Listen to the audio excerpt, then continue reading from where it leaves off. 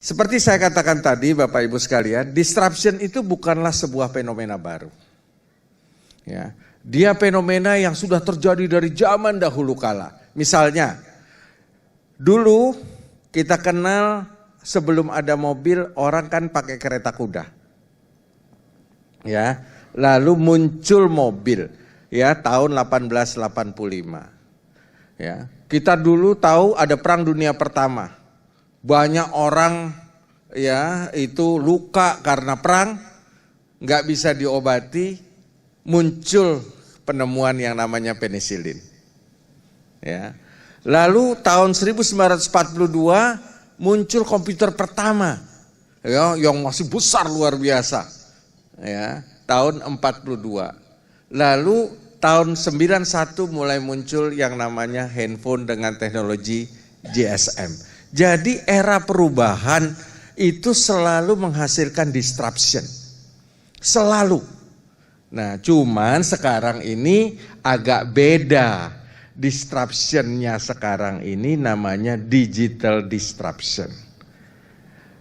Apa akibatnya? Digital disruption ini karena cepat digital, dia jadi jauh lebih berbahaya dibanding disruption sebelumnya. Coba bayangkan dari penisilin, sekarang itu masih turunan penisilin. Ya, bayangkan, belum ketemu lagi yang seperti penisilin. Ya, turunan-turunannya sekarang yang terjadi. Zaman saya kuliah saya masih ngeresepin yang namanya amoxicillin. Ya, turunan dari penisilin. Sampai sekarang saya rasa dokter-dokter masih ngeresepin yang turunan-turunan lain dari penisilin. Tapi digital disruption ini jauh lebih berbahaya karena cepat sekali dia berubahnya. Dia lebih cepat, lebih sering, dan selalu berdampak lebih besar. Ya. Nah, ini kenapa bahaya? Ya, karena dia lebih cepat, lebih sering, dan berdampak lebih besar. Oleh karenanya, kalau kita tidak memahami, tidak mencoba untuk beradaptasi terhadap perubahan digital ini, kita akan tertinggal dan kita akan kalah dalam persaingan. Nah, ini contoh Bapak Ibu sekalian. Bapak Ibu lihat di atas ada namanya Express Taxi, ada Bluebird, ya. Sementara di bawah ada Grab, ada Gokar, itu adalah grupnya Gojek, ya. Apa yang terjadi? Yang terjadi Bapak Ibu sekalian, kalau dulu Bluebird masuk ke satu kota, kan ini banyak dari kota-kota lain di luar Jakarta, betul? Nah, kalau Bluebird masuk ke kota Bapak Ibu, pasti didemo oleh taksi-taksi yang lain, betul nggak? Didemo habis. Bayangkan, karena era disruption ini, Bluebird sekarang ikut demo. Betul? Ya. Berubah zaman karena disruption. Ya, tiba-tiba ada Grab, ada Gokar, ya, ada Gojek. Nah, akibatnya apa yang terjadi? Yang terjadi konsumen selalu diuntungkan. Kenapa? Karena semua aplikasi-aplikasi berbasis teknologi itu mereka mensubsidi konsumen. Ya. Oleh karenanya mereka selalu bisa memberikan harga lebih murah daripada konvensional taksi yang lain. Nah, ini yang terjadi, konsumen diuntungkan, makanya Bapak Ibu nggak ikut demo. Ya, karena diuntungkan. Tetapi perusahaan-perusahaan itu dirugikan, makanya mereka yang demo. Ya. Nah, ini contoh bagaimana proses disruption digital ini itu mengakibatkan sebuah perubahan yang sangat luar biasa. Nah, revolusi digital juga membuat banyak produk menjadi absolut. Ya. Dulu ada komputer besar-besar yang namanya Dell, ada TV, ada video game, ya, ada namanya kamera. Sekarang saya tanya, Siapa yang bawa kamera lagi kecuali tukang foto? Ya. Nggak ada Bapak Ibu sekalian. Semua yang namanya komputer, yang namanya TV, yang namanya video game, yang namanya kamera, itu cukup ada di satu yang namanya cellphone. Betul? Coba saya tanya, Bapak Ibu mending ketinggalan dompet apa ketinggalan handphone? Coba bayangkan, itu Bapak Ibu yang bukan milenial. Kalau yang milenial, ya, itu lebih parah. Jadi Bapak Ibu sekalian, kalau menghukum anak, jangan dikunciin di kamar mandi, jangan dikunciin di kamar, ya, nggak ada gunanya. Kenapa? Dikunciin di kamar, asal ada handphone, alhamdulillah nggak ada yang ganggu gua, ya. Jadi menghukum anak sekarang itu akan efektif, ambil handphonenya. Ya. Itu the most effective. Karena sekarang itu mati listrik, anak-anak nggak ribut. Coba wifi-nya mati. Ributnya sejagat gitu loh.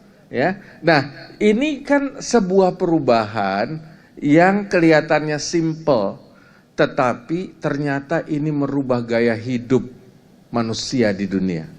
Dan akibat merubahnya gaya hidup juga merubah demand, oleh karenanya pasti supply-nya juga berubah. Nah, bayangkan kalau seandainya demand-nya berubah, Bapak Ibu sebagai provider supply tidak berubah. Ya ditinggal sama demand-nya.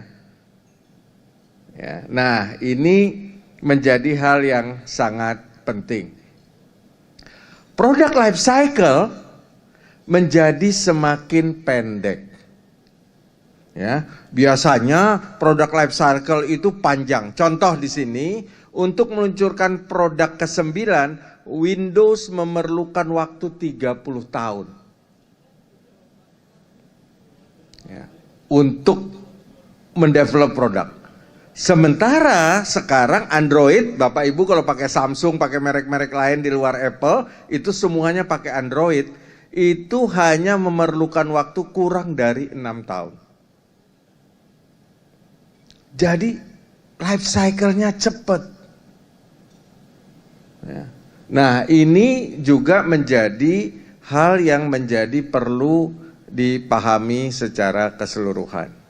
Nah, teknologi juga nggak bisa terlepas menimbulkan disruption juga di sektor kesehatan. Ya. Tadi saya sama Dr. Kuncoro baru ngomong udah dipanggil. Ini baru cerita nih, ya. Saya bercerita tadi memulai begini, oleh karena tadi saya baru mau mulai, sekarang saya cerita. Beberapa tahun yang lalu saya punya diagnostic center di Singapura, namanya Asia Medic. Ya. Itu mayoritas pasiennya orang Indonesia. Ya, pasti karena dia punya PET scan, 10 tahun yang lalu dia udah punya PET scan, udah punya semua segala macam untuk ngecek semua segala macam. Ya. Dokter di Singapura beda sama dokter di Indonesia, Bapak Ibu sekalian. Dokter di Singapura tuh digaji, bukan dibayar berdasarkan pasien. Dia digaji oleh perusahaan. Dan dokter paling mahal gajinya adalah radiolog. Jadi dokter yang spesialis radiolog. Kenapa? Karena mereka semua kan pakai teknologi. Ya, semua pakai alat. Kuncinya itu setelah pakai alat, yang penting yang ngebaca hasil. Dan itu radiolog.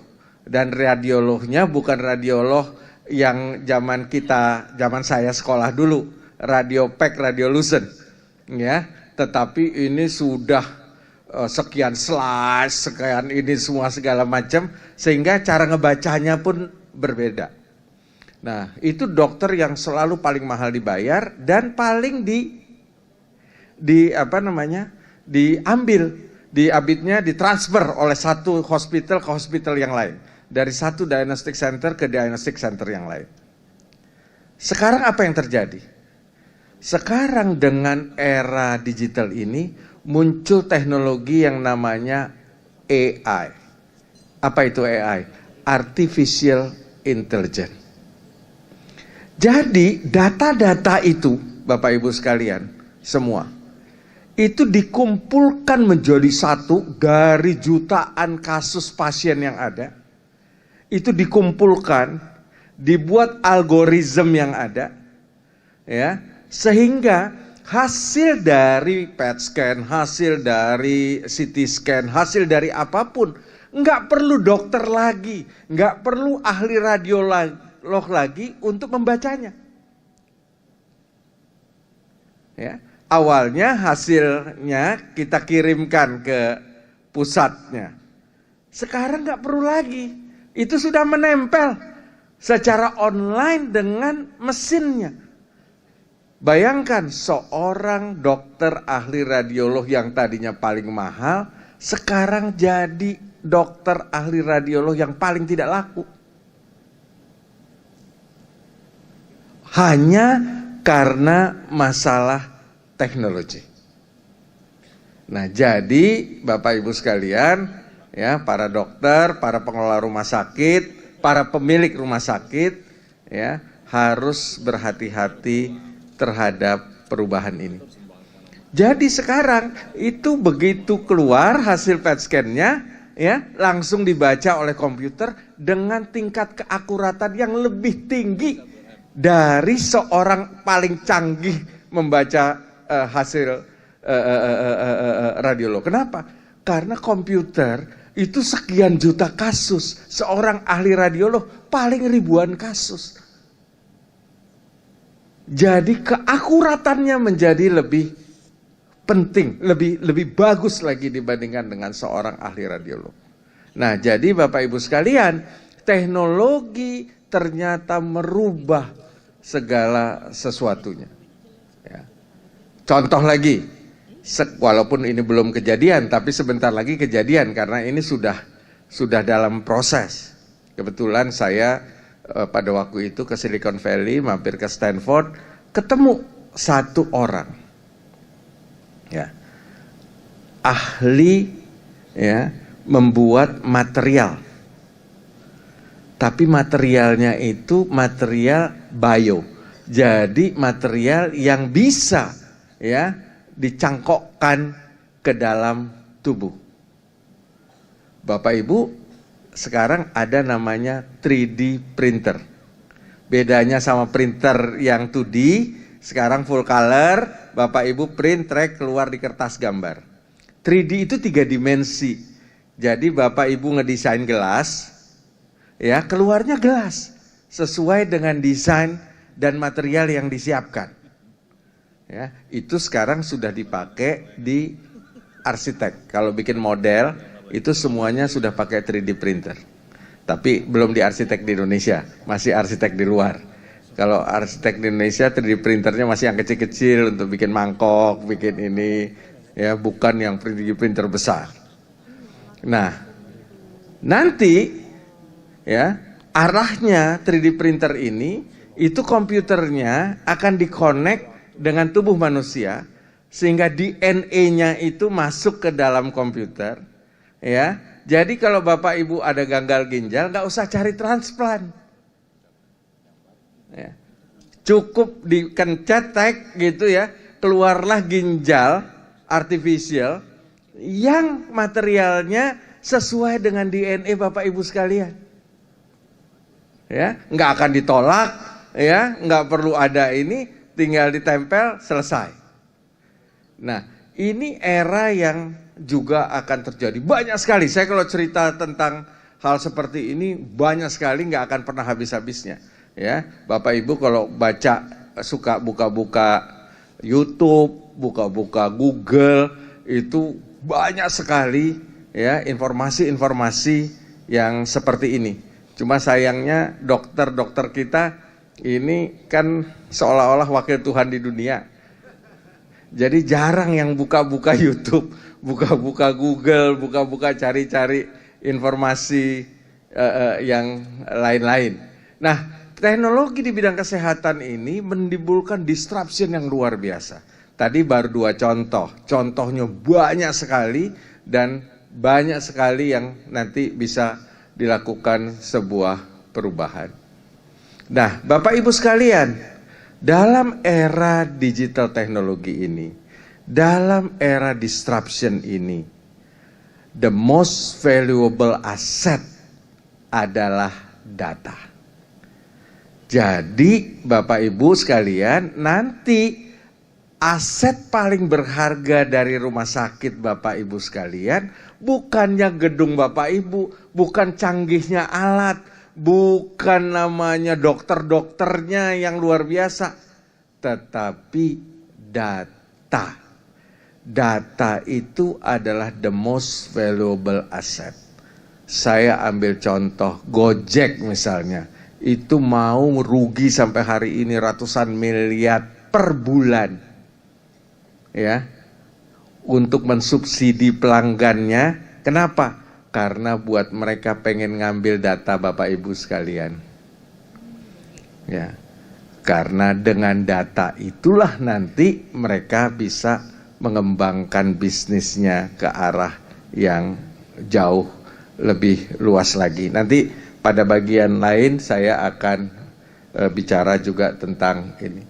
Nah, contoh misalnya database pasien, menyangkut database penyakit, database pelayanan, database farmasinya, tenaga medisnya, perilaku pasiennya, treatment plan. Nah, dengan data semuanya sekarang bisa dilakukan prediction. Namanya bisa dilakukan analisa, analitik, digital analitik, sehingga bisa melakukan apapun. Data is the most valuable asset. Di Kementerian Kesehatan misalnya, nggak usah susah-susah melakukan. Kalau semua data nasional sudah masuk semua, sudah tahu apa yang bisa dilakukan. BPJS Kesehatan nggak ribut lagi urusan tekor nggak tekor. Karena apa? Dengan data semua bisa dilakukan prediksi yang tepat, bisa dilakukan tindakan yang tepat, ya, bisa dilakukan preventif yang jauh lebih baik, dan bisa dilakukan banyak hal. Nah, Bapak Ibu sekalian, data is a very important. Dan karena data juga efisiensi bisa terjadi, produktivitas bisa meningkat, pelayanan bisa lebih baik, ya, fraud bisa dihindari, banyak hal bisa dilakukan dengan manajemen data.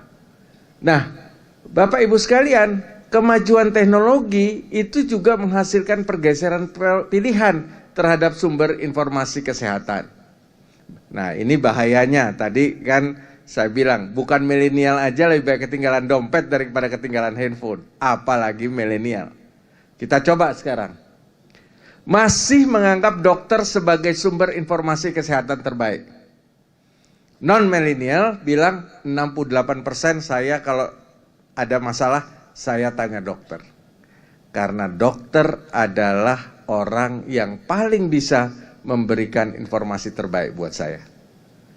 Tetapi yang milenial tinggal 41%. Dan setiap tahun makin lama makin turun.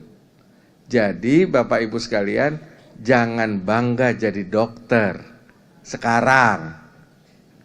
Jadi we have to do something, karena kalau enggak, ya, bayangin nanti pada saatnya dokter tidak dianggap tempat bertanya kalau orang sakit, bayangin. Ya, dan that will be happen kalau kita tidak melakukan sebuah perubahan yang luar biasa terhadap perilaku kita. Ya. Nah, puas akan informasi online. Kalau non-milenial bilang nggak puas, 13% saja yang puas. Mayoritas bilang nggak puas. Kenapa? Wajar. Karena, tapi yang milenial 39%, dia udah pakai online, ngecek obat. Ya, dia begini, masukin aja, ya, sakit apa, gejalanya apa, keluar obatnya, cek. ya. Nanti kan harus ke apotek beli obatnya, nggak perlu. Sekarang ada startup company, nanti saya akan kasih contoh, ya, bilang mau beli obat gini-gini, langsung diantar ke rumah, jedet. Teknologi merubah segalanya.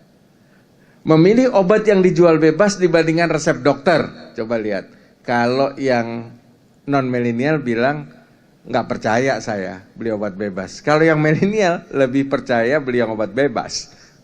Dan ini tren. You cannot beat the trend. Anda nggak bisa melawan tren perubahan. Perubahan adalah sebuah hal yang pasti terjadi. Nah, begitu juga tidak hanya pasien, sumber informasi digital juga populer di kalangan dokter saat ini. Ini kan banyak dokter-dokter yang muda, yang milenial, ya. Itu ternyata dokter-dokter yang milenial itu sumber informasinya itu merasa bahwa yang milenial dari digital itu 74%, dari yang non milenial 57%. Jadi udah agak lumayan nih, non milenial juga udah mulai akses digital. Ya, udah agak ada kemajuan juga. Ya. Jadi tapi yang milenial jauh lebih besar. Milenial itu lebih percaya sama digital dibandingkan nih. Ini yang dokternya, yang tadi pasiennya. Nah, Bapak Ibu sekalian, dalam memilih rumah sakit pun setiap generasi itu berbeda karakternya. Jadi ada generasi silent generation. Silent generation itu generasi yang lebih tua dari saya. Ya, kenapa silent? Karena udah gak banyak ngomong, banyaknya zikir, ya, itu silent. Lalu ada generasi baby boomer, itu generasi saya, ya, ada generation X itu di bawah saya, ada milenial generasi anak saya, ya. Nah, kalau kita lihat di sini, ya, kalau generasi yang silent, yang paling kiri, ya, yang tua-tua, itu masih memilih rumah sakit tergantung dokternya. Jadi dokternya, Bu, Ibu, Bapak sakit, ini parah harus masuk rumah sakit, ini saya kasih surat pengantarnya ke rumah sakit. Oh iya dok, rumah sakitnya mana? Ini rumah sakit A. Pergi dia ke rumah sakit A. Kenapa? Karena dokternya yang mutusin. Tetapi kalau kita lihat dari yang milenial atau yang makin lebih muda, maka paling penting buat mereka adalah pengalaman pribadi dan reputasi rumah sakit. Pengalaman pribadi itu apa maksudnya? Pengalaman pribadi itu selalu sekarang itu di-sharing oleh kelompok milenial. Jadi Bapak Ibu dalam mengelola rumah sakit itu hati-hati. Kenapa? Apapun yang Anda lakukan, pasti kalau Anda melakukannya kepada kelompok milenial, pasti di-sharing, ya, kepada semua orang. Dan kalau saya temennya 100, 200, 1000, 2000 paling banyak. Kalau kaum milenial temennya itu ratusan ribu, bahkan banyak yang jutaan. Jadi begitu dia sharing, itu ibaratnya kita bilang tuh viral, goes to everywhere. Jadi jangan pernah melakukan kesalahan yang bisa mengakibatkan reputasi rumah sakit menjadi buruk dan pengalaman pribadi yang satu orang menjadi pengalaman pribadi jutaan orang. Padahal dia nggak pernah ke rumah sakit Anda. Jadi cara menghandle komplain pun different. Ya. Jadi kalau ada orang kecewa, beda. Kalau dulu you nggak kesini lagi nggak ada masalah, banyak orang lain yang masih akan datang. Sekarang Anda lakukan begitu, hati-hati, kuburan sebentar lagi sudah dekat ke rumah sakit Anda. Jadi berubah era, karena dalam era digital sosial media menjadi begitu penting.